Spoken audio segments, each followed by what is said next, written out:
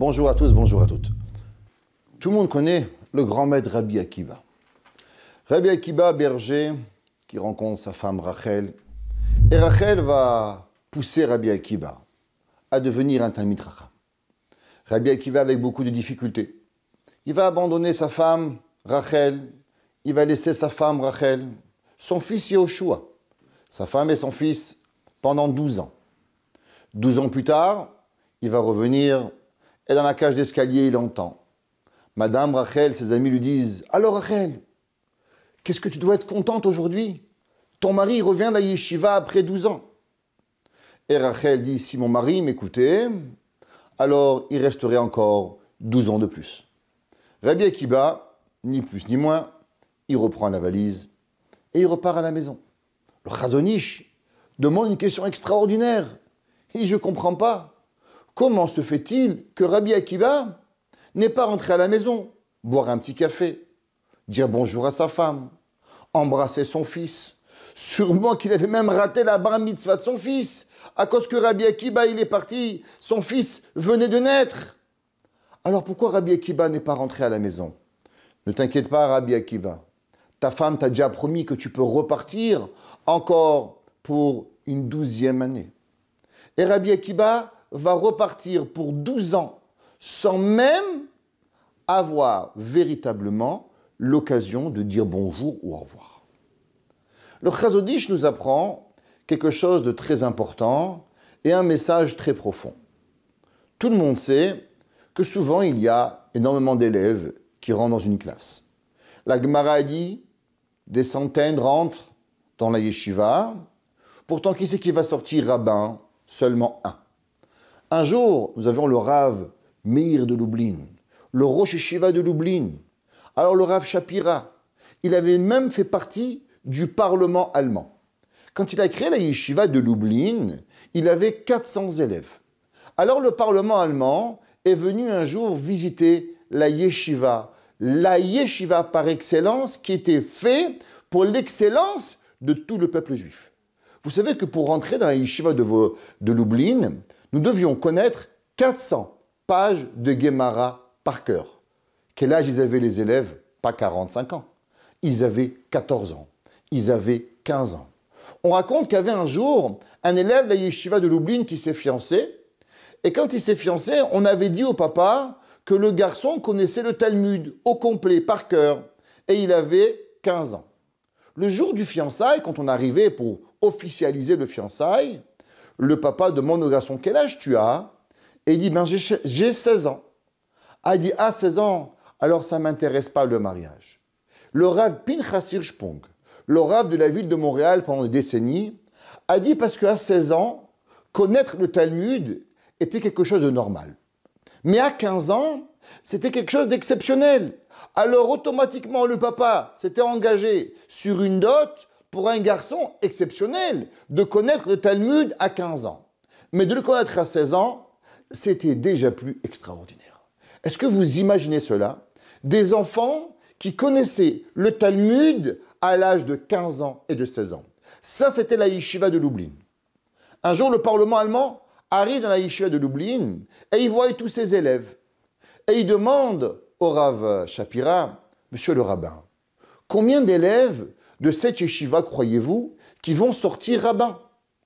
Le Rav Shapira a dit « 1, je suis sûr, 2 peut-être. » Et on dit alors « Et les 398 autres, que font-ils dans la yeshiva ?» Et le Rav Shapira de dire « Ils vont apprendre à respecter un rabbin. » Ça veut dire que pour pouvoir devenir un Rav, pour pouvoir devenir quelqu'un de grand, c'est un élitisme. C'est un élitisme très fort que la Torah elle va nous pousser. Le Chazon Ish pose la question, pourtant, ils vont suivre le même cursus. Ils vont rentrer à la yeshiva en même temps, au même âge, yeshiva ketana, yeshiva gedola, kollel après le mariage, et ils vont avancer les mêmes examens. Et à un moment, la vie fait un tri, et la vie va nous faire qu'un parmi d'entre eux va devenir un gadolador. Imaginons-nous juste le Rav Steinman. Dans sa yeshiva, il y avait plein d'élèves. Mais qui sait par la suite qui va devenir le Rav Steinman? Eh bien, que le Rav Steinman. Les autres amis de la yeshiva, on en connaît un autre. le Rav Moshe Soloveitchik, qui était le Rav de Zurich, et les autres, sont-ils devenus quoi? Eh bien, l'histoire ne nous raconte pas. Qu'est-ce qu'ils sont devenus? Le Chazon Ish pose la question. Que se passe-t-il? Pourquoi Rabbi Akiva va pas rentrer à la maison prendre un café? Pourquoi Rabbi Akiva ne prend pas le temps d'honorer sa femme? Nous connaissons la fin de l'histoire où Rabbi Akiva a dit « Sheli veshela, Sheli veshelachem shelai » toute ma Torah et toute votre Torah, elle n'appartient qu'à Rachel. Alors Rabbi Akiva avait un respect total de Rachel. Pourquoi n'est-il pas rentré, dire bonjour, au revoir, prendre un café, amener un cadeau, donner quelque chose? Pourquoi il va repartir? Dit le Chazon Ish que dans la vie, il y a deux différentes façons qui étudient. Il y a un garçon qui étudie de 8h à midi. Mais à 8h, il s'est assis. À 8h10, il prend un café. À 8h20, il mange une banane. À 9h, il fait un tour. À 9h30, il prend un deuxième café. À 11h, il va fumer une cigarette. À 11h30, il va aux toilettes. Et à midi, il va terminer. Qu'est-ce qu'il a fait pendant ces 4 heures? Il a étudié 20 minutes, plus 20 minutes, plus 20 minutes, plus 20 minutes. 20 minutes, plus 20 minutes, plus 20 minutes ne te donne pas une heure d'étude. L'étude de la Torah, elle ne rentre à la personne seulement quand la personne va étudier avec assiduité. Rabbi Akiba, il savait que pour devenir le grand maître Rabbi Akiba, pour pouvoir extraire 24 000 élèves et sortir des géants de la Torah, et que Rabbi Akiba devienne l'exemple à suivre du monde entier, ou même Moshe Rabbeinu, par prophétie, quand il va voir Rabbi Akiva, il va dire à Kadosh Baruch Hu, tu es un homme tellement grand, et tu donnes la Torah par moi, j'aimerais que tu donnes la Torah par Rabbi Akiva. Comment on y arrive? Il dit le Chazon Ish, parce que Rabbi Akiva n'a pas fait 12 ans, plus 12 ans. Parce que 12 ans plus 12 ans ne fait pas 24 ans. 24 ans, c'est une assiduité pour pouvoir véritablement réussir un projet. Ça veut dire que beaucoup de fois dans notre vie, on fait une action. Le lendemain, on ne la fait pas. Le surlendemain, on l'a fait. Le surlendemain, on ne la fait pas. Et on s'arrête et on continue. Et là, on pense que ça fait 20 ans qu'on fait la chose. La réponse est que ce n'est pas vrai. C'est que tu fais un, et un, et un, et un. Et ça ne s'appelle pas une assiduité. D'où Rabbi Akiba a appris cela? D'où Rabbi Akiba a compris que véritablement, pour devenir un grand homme, c'est pas seulement avec 12 ans, mais avec 12 ans, mais c'est avec 24 ans, parce que 12 plus 12 ne font pas 24 ans dans l'étude de la Torah.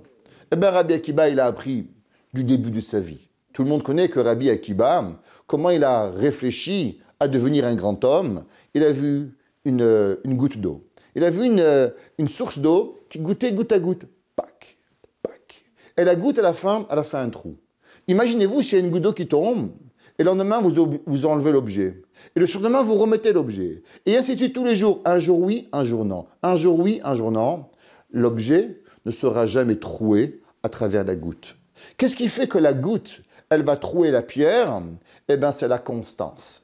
Rabbi Akiba, il a dit, si on veut arriver à comprendre ce que j'ai compris, avanim, avanim, shachaku amayim, eh bien, c'est seulement la constance. Tous les jours, on prie. Et on se demande, mais pourquoi on prie tous les jours? Shachrit mincha mariv, shachrit mincha mariv, shachrit mincha mariv. Tous les jours, la même prière. La réponse, elle est, c'est pour que les mots te parlent, il faut la constance. Une personne qui étudie, une personne qui prie, une personne qui répète tous les jours, Shema Israël Hashem Elokeinu Hashem Echad, Shema Israël Hashem Elokeinu Hashem Echad, il va le répéter pendant toute sa vie. Au bout d'un moment, les mots vont rentrer dans ton cœur. Un père, il dit à son fils, je t'aime. Il ne lui dit pas pendant 20 ans. Et après, il dit, mon fils, je t'aime. Ou un mari qui dit à sa femme, des fois oui, des fois non. La femme lui dit, même tu ne m'aimes pas. Comment la femme va ressentir l'affection? Comment l'enfant va ressentir l'affection des parents? C'est à travers la constance de ce que tu vas faire. Eh bien, c'est pareil dans le service divin. Le service divin, il est répétitif. On répète, on répète, on répète, on répète, on répète. Pourquoi? Parce que véritablement, seulement à travers cette constance, que les mots peuvent rentrer dans notre cœur.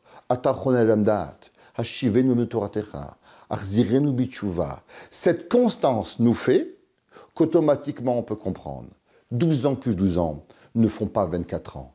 Un jour oui, un jour non, ne nous crée pas une bonne personne.